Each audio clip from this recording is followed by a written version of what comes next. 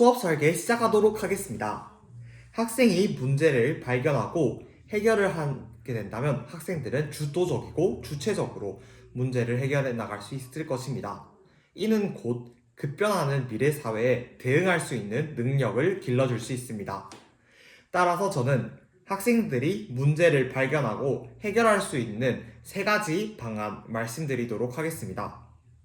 첫째, 탐구 질문을 사용하는 것입니다. 저는 학생들이 가설을 설정하는 도중 어려움을 겪을 때 연속 질문을 함으로써 학생들이 사고를 정교화하고 거기서 학생의 문제점을 스스로 발견할 수 있게 하였습니다. 예를 들어 학생이 만약 가설의 특징을 이해하지 못한다면 가설의 특징이 무엇이 있는지 언급을 하거나 또는 증산작용에 대한 기공을 보았을 때도 자료일을 해석하지 못하였을 때 그에 대한 추가 질문을 제공함으로써 학생들이 스스로의 문제를 발견할 수 있도록 하였습니다. 둘째, 토의 질문 측면입니다. 저는 학생들의 실험을 설계할 때 토의 활동을 하는 토의 질문을 제공하였습니다. 모두 활동을 하면서 실험을 설계할 때 종속 변인, 조작 변인, 통제 변인이 무엇인지 학생들이 이해하고 이를 설계할 수 있도록 토의 질문을 제시하였습니다.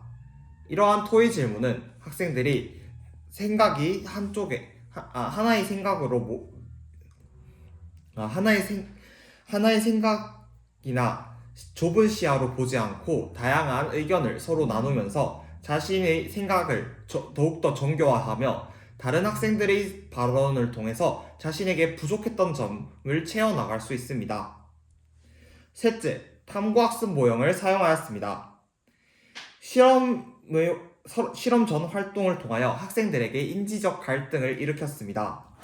학생들에게 나뭇가지에 비닐봉지를 씌웠을 때 물이 맺히는 실험을 제공하였습니다. 이를 통해 학생들은 이러한 이유에 대해서 무엇인지 생각을 하는 시간을 가지게 하였습니다.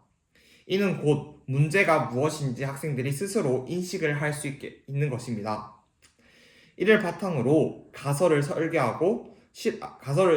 설정하고 실험을 설계한 뒤 결과를 정리하고 분석하고 일반화하는 이런 일련의 과정을 통하여 학생들은 연역적 방법으로 문제를 발견하고 이를 해결할 수 있습니다. 이와 같이 탐구 질문, 토의 질문, 탐구학습 모형을 사용하게 된다면 학생들은 스스로 문제를 발견하고 이를 해결해 나갈 수 있을 것입니다. 이와 같이 문제를 발견하고 해결을 하게 된다면 학생들은 이와 같은 문제를 발견하고 해결을 할 수 있게 된다면 학생들은 깊이 있는 학습으로 이 과정 자체가 깊이 있는 학습이 되어 학생들은 사유하는 학생으로 성장해 나갈 수 있을 것입니다. 이상입니다. 끝이요.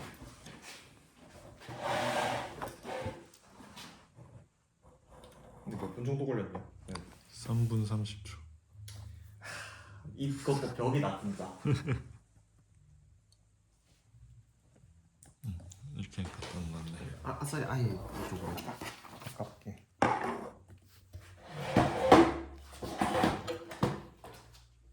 잘 보이나요? 잠시만요. 뭔가 뒤에서 하는 게 오히려 형이 더 잘 보이는 것 같아. 고고고. 수업 시간 시작하도록 하겠습니다. 6학년 1반. 자, 여러분 이제 다들 오늘의 문제가 무엇인지 알아차렸나요? 그쵸? 함께 문제를 우선적으로 살펴보도록 하겠습니다. 나뭇가지에 비닐봉지를 씌웠을 때 물이 맺힌 이유를 알아보는 것입니다. 자, 그렇다면 이번에는 두 번째 활동, 가설 설정해보자 가설 활동을 시작하도록 하겠습니다.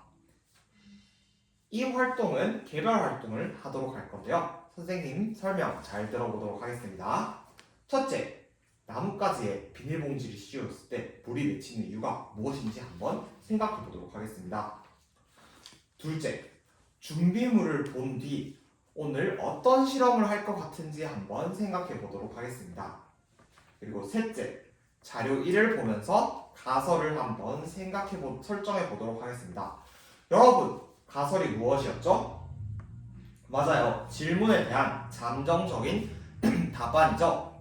그래서 나뭇가지에 비닐봉지를 씌웠을 때 물이 맺히는 이유가 무엇인지에 대한 잠정적인 답안을 여러분들이 한번 세워보도록 하겠습니다. 자, 그러면 활동 시작하도록 하겠습니다. 우선 준비물이 무엇이 있는지 한번 다 함께 살펴볼까요? 삐 모종 2개, 삼각 플라스크 2개, 비닐봉지 2개, 탈지면, 물, 실 이렇게 있습니다. 과연 오늘 어떤 실험을 할 것 같은지 한번 생각을 해볼까요? 네, 은수 한번 발표해볼까요? 은수는 이번 시간에 삼각 플라스크에 모종을 2개를 한 뒤 비닐봉지를 씌워서 이를 비교할 것 같다고 하네요. 그렇다면 어떻게 비교를 할 것 같나요? 네, 민지가 한번 발표해볼까요? 민지는 이번 시간에 나뭇가지 실험에서 보면 잎 때문에 이런 일이 일어난 것 같다고 했어요. 그래서 잎을 다 빼보면 이를 비교해서 알 수 있을 것 같다고 하는데요. 자, 그렇다면 자료 1을 한번 다 함께 살펴보도록 하겠습니다. 삐 자료 1은 무엇이죠? 어떻게 생겼나요? 맞아요. 튜브처럼 생겼죠? 이 튜브 사이로 무엇이 지나갈 것 같아요? 네, 은수 한번 이야기해 볼까요? 은수는 이 사이로 공기가 들어갈 것 같다고 합니다. 또 다른 학생 있을까요? 네, 민수 한번 발표해 볼까요? 민수는 이 사이로 물이 왔다 갔다 해서 비닐봉지에 물이 맺힌 것 같다고 합니다. 그렇다면 선생님이 이것의 이름을 말해주도록 할게요. 자, 다들 배운 공식을 꺼내볼까요? 이것의 이름은 바로 기공입니다. 기공은 식물이 내부에서 외부로 공기를 내보내거나 아니면 들여보내거나 이런 기능을 합니다. 어떤 역할을 하는지 아직 잘 이해가 안 간다고요? 선생님이 그렇다면 한 가지 예시를 더 알려줄게요. 우리 저번에 광합성 기억나나요? 광합성이 어떻게 했죠? 이산화탄소를 들이마시고 산소를 내뱉으면서 맞아요. 산소를 내뱉으면서 에너지를 식물이 직접 만들어내는 거죠. 자, 이거랑 똑같아요. 기공에서 공기를 들여마셨다가 내보내는 거예요. 이때 수증기도 있고 산소도 있고 이산화탄소도 있겠죠. 이걸 잘 생각하면서 그러면 우리 가설을 한번 설정해 보도록 하겠습니다. 가설 설정 시작하도록 하겠습니다.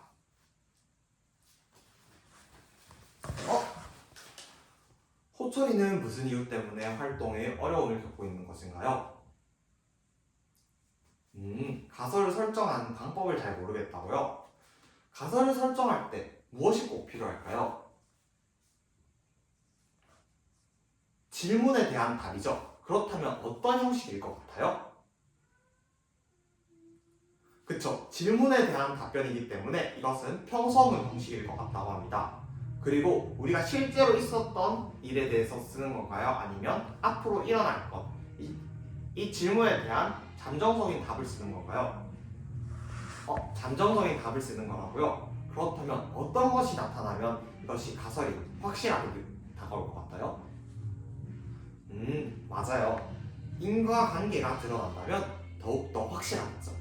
그러면 호철이 가설을 쓸 때는 어떻게 해야 할까요? 평서문으로 쓰고 인과관계가 드러나게 써야 할 것 같다고요? 와, 호철이 성장하는 모습 정말 칭찬합니다.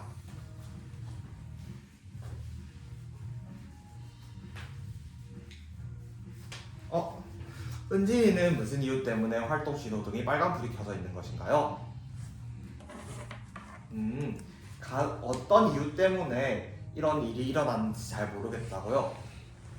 왜 그렇게 생각하나요?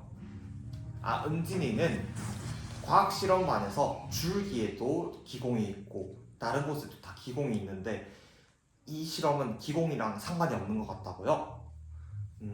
은진아, 우리 영재반에서 배웠을 때 다른 부위에도 기공이 있다고 배웠잖아요. 그런데 가장 많은 곳은 어디에 있었죠? 잎의 뒷면에 있다고요? 그쵸? 이것을 잘 생각하면서 한번 가설을 설정해 보도록 하겠습니다. 활동 신호등이 모두 초록불이 켜져 있는 것으로 보아 다들 활동을 마무리한 것 같네요. 자, 그렇다면 선생님, 저는 이런 가설을 설정했습니다. 한번 다른 반 학생들에게 나누고 싶은 학생이 있을까요?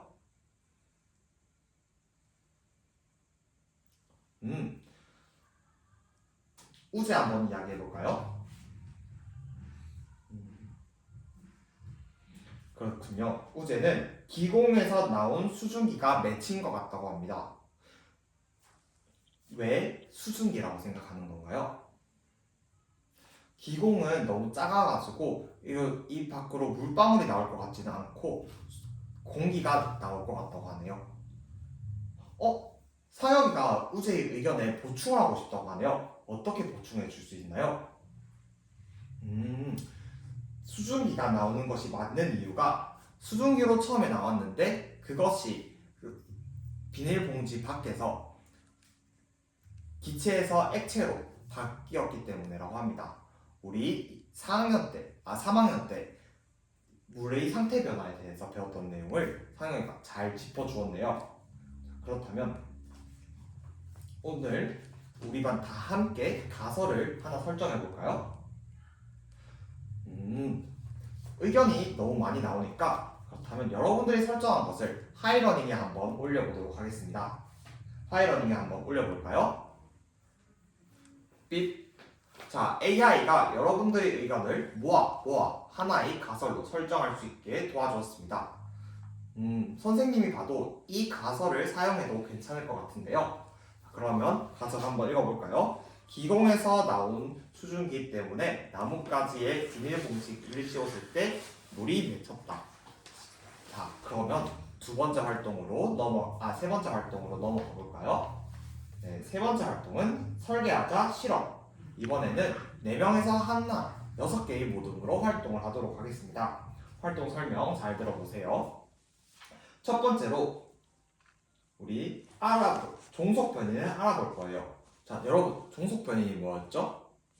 그쵸. 앞으로 일어날 것이 무엇인지, 이 실험을 했을 때 결과가 무엇일지에 대해서 생각하는 것입니다. 둘째, 조작 변인과 통제 변인을 생각해 볼 거예요. 조작 변인이 뭐고 통제 변인이 뭐죠? 실험을 할 때 다르게 하는 것을 조작 변인, 똑같이 해야 하는 내용을 통제 변인이라고 합니다. 맞습니다. 그리고 세 번째로 자료일을 참고하여 실험을 설계하도록 하겠습니다.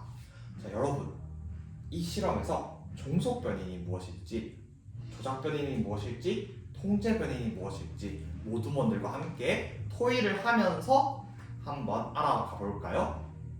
할 수 있을 것 같다고요? 좋습니다. 그러면 활동 시작하도록 하겠습니다.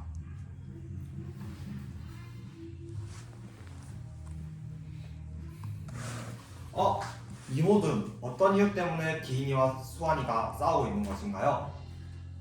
기인이가 자꾸 수환이의 말을 듣지 않는다고요? 우리 토의 활동을 할 때 어떻게 해야 한다 했죠? 선생님이 토의 질문을 했는데 어떻게 해야 할까요? 맞죠? 다른 학생이 또는 다른 모둠원이 이야기할 때는 꼭 경청해야겠죠. 만약에 기인이가 수환이의 의견을 듣지 않으면 기인이 기분이 어떨 것 같아요? 나쁠 것 같다고요? 그러면 기인이 평소에 다른 친구들의 마음을 잘 헤아려 주니까 수환이가 이야기할 때는 기인이 꼭 집중하면서 경청할 수 있겠다고요? 좋습니다. 서로 협력하고 서로의 마음을 존중하는 이 모둠 응원하도록 하겠습니다.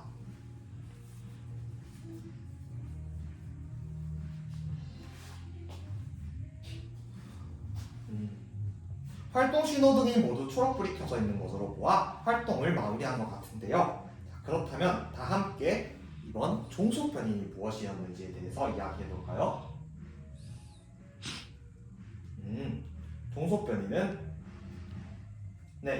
이모둠에 한번 발표해 볼게요.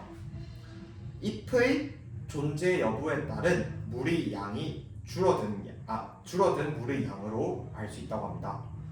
왜 그렇게 이야기했는지 이유까지 설명해 줄 수 있을까요?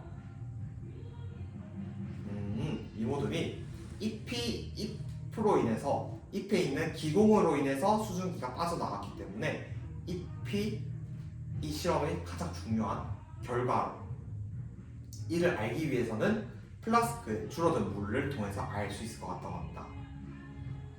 이모둠과 다른 의견을 가지고 있어서 사모둠이 손을 든 것 같은데요. 사모둠도 함께 발표해 볼까요? 사모둠은 비닐봉지에 맺힌 이슬을 비교해 보면 될 것 같다고 합니다. 이모둠, 사모둠 모두 정확했습니다. 이렇게 물의 양을 비교해 보면 어떤 결과가 일어나는지 알 수 있겠죠? 자, 그러면 두 번째로 조작 변인과 통제 변인에 대해서 한번 알아볼까요? 조작 변인에 대해서 한번 이야기해 볼 수 있을까요? 1모둠이 발표해 줄 수 있겠다고 합니다. 1모둠, 조작 변인은 무엇으로 설정했나요?